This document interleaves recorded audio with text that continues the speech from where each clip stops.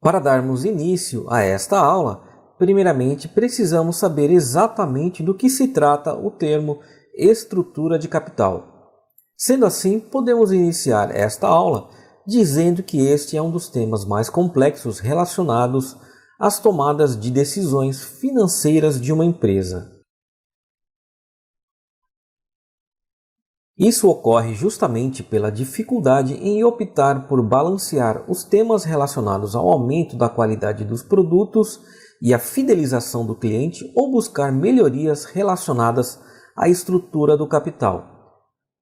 A estrutura de capital é a maneira como a empresa realiza a combinação entre dois tipos de capitais. O capital de terceiros representa as dívidas e fontes de financiamento da empresa. Já o capital próprio é a parte do capital que pertence aos sócios ou acionistas. A estrutura de capital de uma empresa influencia no custo de capital e no seu valor. Por isso, é um assunto de extrema importância. Este tema é extremamente importante, pois pode influenciar diretamente no custo do capital e no seu valor. Sendo assim, decisões ruins sobre a estrutura de capital podem gerar um alto custo no capital da empresa, ocasionando uma queda no valor presente líquido, VPL, de investimentos, inviabilizando projetos de investimentos e reduzindo o valor da empresa. Boas decisões quanto à estrutura de capital podem reduzir o custo de capital, resultando em VPLs maiores e mais projetos aceitáveis.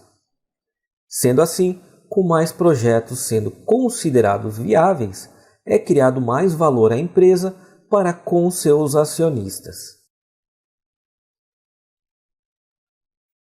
Para compreendermos melhor, é importante saber que, com relação ao capital, há o capital passivo, que é o capital obtido para ser aplicado, e o capital ativo, que é o capital a ser aplicado.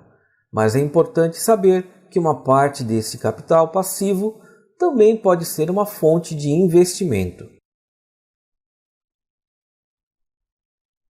Existem dois tipos de capital, o capital de terceiros e o capital próprio.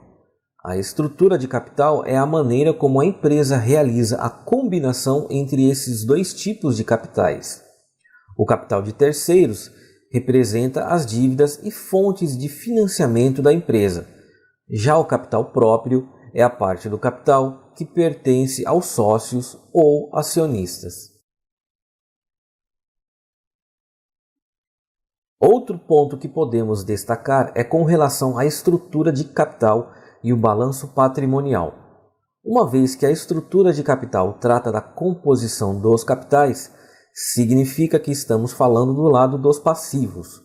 O passivo circulante fica de fora desta análise, pois na estrutura de capital entram apenas as dívidas a longo prazo. O passivo não circulante, também conhecido como antigo passivo exigível a longo prazo, representa o capital de terceiros. Por fim, o patrimônio líquido representa o capital próprio.